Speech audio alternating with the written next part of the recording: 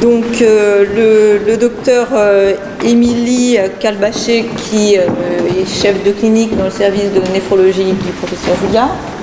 Pardon, un peu plus PH, chef de clinique, oui.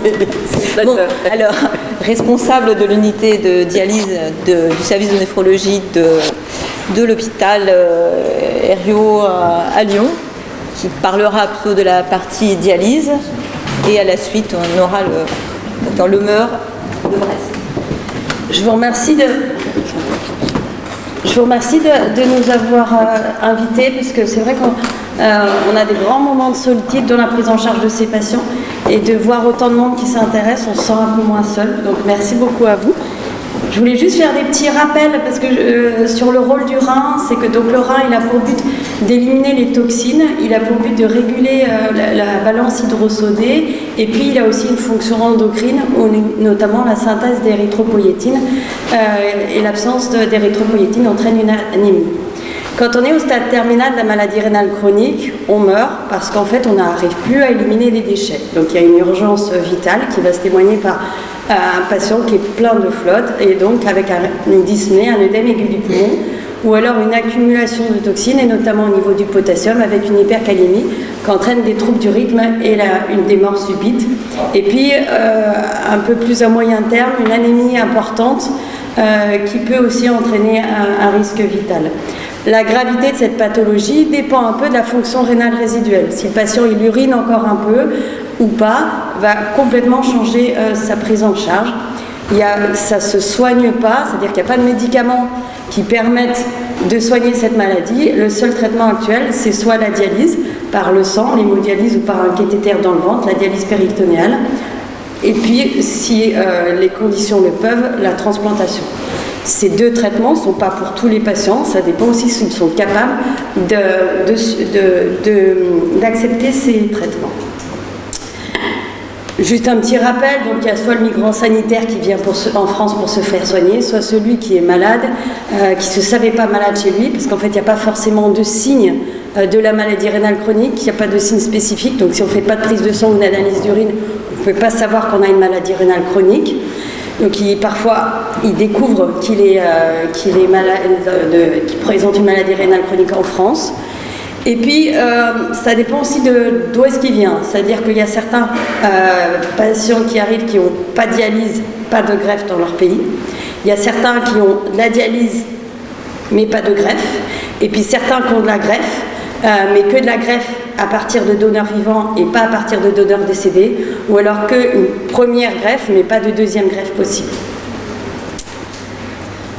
Donc juste là, je vais refléter un peu mon expérience. Donc nous, on a eu 93 patients entre 2006 et 2018. Ça ne fait qu'augmenter. La très grande majorité des patients qui arrivent, c'est des patients qui dialysaient déjà dans leur centre. Et donc qui sont arrivés déjà équipés, soit avec une fistule, soit avec un cathéter. Très peu, c'est découverte de la maladie rénale chronique en France. Pour la dernière année, en 2018, donc nous, on est à la fois un centre lourd, on a nos patients chroniques à nous, et puis à la fois des patients qui viennent en aigu ou qui sont hospitalisés et qui sont opérés. Et sur ces 100 patients chroniques, on a actuellement 10% de patients migrants, parce qu'en fait, on n'a pas pour vocation de les rester. Le but, c'est que nous, on les accueille et ensuite, on les dispatche dans d'autres centres. On a accueilli en 2018 53 nouveaux patients, soit des sorties de réanimation, etc. Ça, c'est migrants et pas migrants. Et sur ces 53, il y en avait 14 qui sont migrants. Donc ça a un impact considérable sur notre prise en charge. Et puis, donc, comme je vous disais, au bout de 3 mois, une fois qu'ils ont leur papier, on les transfère dans d'autres centres, parce que souvent, ils ne relèvent pas forcément d'un centre lourd. Donc le CHU est un centre lourd avec une présence médicale, paramédicale beaucoup plus importante, des coûts et beaucoup plus importants, où ces patients ne relèvent pas forcément, puisque dans certains cas, c'est des patients très jeunes qui, à part la maladie rénale chronique, n'ont pas beaucoup d'autres pathologies. C'est pour vous dire l'augmentation de l'arrivée des migrants. Donc de 2002 où ça restait très marginal, à actuellement où on a plus de 15 par an ces dernières années. Ça c'est un peu, ça reflète donc pays de l'Est, Arménie, Europe de l'Est, ancienne URSS, Et puis le Maghreb, avec en tout cas nous à Lyon, seulement 2 pays, Algérie, Tunisie. Après il y a Afrique, et puis d'autres où on ne sait pas bien, ou un peu plus exotiques. En moyenne d'âge, c'est des patients jeunes, ils ont 40 ans, c'est surtout des hommes avec très peu de femmes, et les femmes, c'est plutôt des femmes qui viennent d'Afrique, alors que les pays de l'Est, il y a très peu de femmes qui viennent des pays de l'Est. Donc, comme je vous disais, on doit gérer en urgence la dialyse, parce que s'ils n'ont pas dialysé depuis 3 jours et qu'ils n'urinent pas, ils meurent.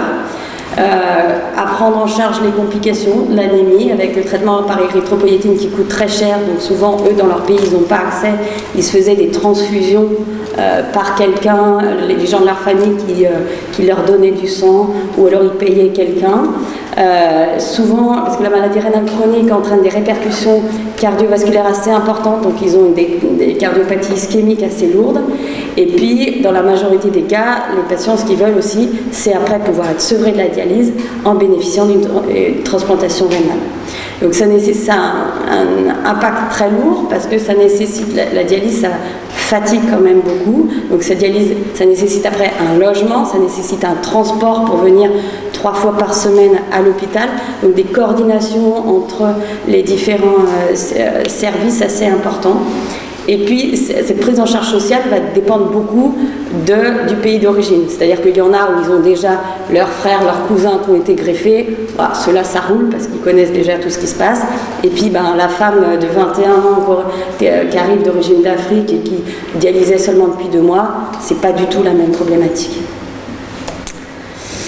Donc malheureusement, on ne peut leur faire qu'un traitement par l'hémodialyse, parce qu'il y a aussi un autre système, la dialyse péritonéale par le ventre, mais qui nécessite des conditions de logement quand même assez salubres, avec également un stock assez important. Donc cela, on ne peut pas leur offrir les 3 premiers mois. Donc c'est uniquement de l'hémodialyse. Ils ont souvent une fistule ou un cathéter tunnélisé, et puis les conditions de dialyse sont exactement les mêmes après que les patients qui ont leur papier. On essaie de prendre en charge de manière très précoce leur anémie pour éviter justement qu'ils aient des transfusions et qu'ils s'immunisent, qu'ils compromettent les chances de la transplantation rénale. Et puis au bout de 3 mois, le but c'est de les répartir dans les autres centres pour qu'ils puissent avoir qu'on puisse accueillir d'autres patients, parce qu'on a un nombre de places qui est quand même très limité. On est parfois, c'est-à-dire que quand les reins n'est plus capable d'éliminer l'eau et le sel, ça s'accumule. Or, justement, si le patient n'est pas capable de manger correctement, c'est-à-dire qu'en gros, il mange très salé parce que la nourriture pas chère, c'est souvent la nourriture qui est assez salée, et bien qu'est-ce qu'il fait? Il va prendre beaucoup d'eau. Donc d'un côté, on leur fait des soins qui sont très chers, on leur donne des médicaments très chers, et puis en fait, les soins de base, le traitement de base en hémodialyse qui est de manger équilibré, ça, ils n'ont pas accès. Donc on est parfois confronté à des paradoxes, ou alors des patients qui, on les loge parfois parce que justement, on a de la dialyse de nuit, donc on va les garder 4 heures en plus quand la dialyse est terminée jusqu'à 7 heures du matin, et ensuite on les renvoie dans la rue, alors que pendant une nuit, et 3 nuits par semaine, ils ont été au chaud, confortable. Donc c'est vraiment des prises en charge qui sont pas très cohérentes. Je vous ai parlé de la problématique de la dialyse péritonéale qu'on ne peut pas offrir tant qu'ils n'ont pas de papier et pas un logement décent. Et puis aussi la problématique du nombre de places, parce qu'on a un nombre de places limité, on ne peut pas dialyser 2 personnes en même temps. Or, actuellement sur Lyon, alors qu'il y a beaucoup de centres lourds qui pourraient accueillir ces patients, seul un CHU l'accueille, et donc ça nous fait parfois des problématiques où on est dans des cas extrêmes et on a été obligé de regarder lequel patient était le plus en difficulté, et on a pris celui-là en priorité et l'autre le lendemain. Et c'est jamais très confortable de dire donne-moi le potassium, lequel des deux a le plus de potassium, lequel des deux est le plus en surcharge, je vais prendre plutôt celui-là. Alors, ça arrive que très rarement parce qu'en général on essaie de s'arranger, mais c'est quand même une problématique assez lourde à porter par le médecin. Donc ça, je répète un peu ce qui a déjà été dit, c'est que certes on veut soigner tout le monde, certes la dialyse d'autant plus qu'il y a un risque vital quand il n'est pas dialysé, et en même temps on a des ressources qui ne sont pas extensibles. Nous, on a un service avec un nombre de machines qui est limité. Avec la journée ne faisant que 24 heures, on ne peut pas prendre 10 personnes en dialyse en même temps. Ça demande une charge de travail considérable par rapport au logement, par rapport au transport, par rapport à essayer d'essayer de leur faire comprendre l'importance assez vite du régime, de toutes les autres problématiques qui ne sont pas vraiment du traitement en soi, nécessite de coordonner différents acteurs. Et puis après la question éthique, mais ça sera abordé dans l'exposé après, c'est la question de la transplantation. Et puis aussi on se pose la question de justement est-ce que si on accepte tous ces patients en dialyse, dont certains ont quand même un niveau de vie assez important, je pense à certains Tunisiens ou à certains Géorgiens où on voit qu'ils ont chez eux, ou à certains Arméniens, un niveau de vie assez important, est-ce que justement cette population-là, si elle était restée chez elle et qu'elle ne pourrait pas faire pression sur leur système politique pour avoir accès à la transplantation et développer ça, et qu'en les accueillant chez nous, on prive aussi ce moyen de pression-là. Enfin voilà, ça c'est une question plus derrière, parce qu'on avait vu avant qu'à Lyon, nous on accueillait beaucoup d'Italiens, avant que l'Italie n'avait pas développé son système de transplantation. Voilà, c'est une question aussi qui se pose derrière. On se sent parfois bien seul. Et puis vraiment je vous remercie d'avoir organisé cette journée, parce que c'est vrai qu'il y a une espèce de tabou et qu'on n'en parle pas, donc on n'a pas de chiffres, donc si on n'a pas de chiffres on ne peut pas travailler parce qu'on ne sait pas quelles sont les réelles réalités, donc c'est souvent chacun a un retour d'expérience. Je vous remercie.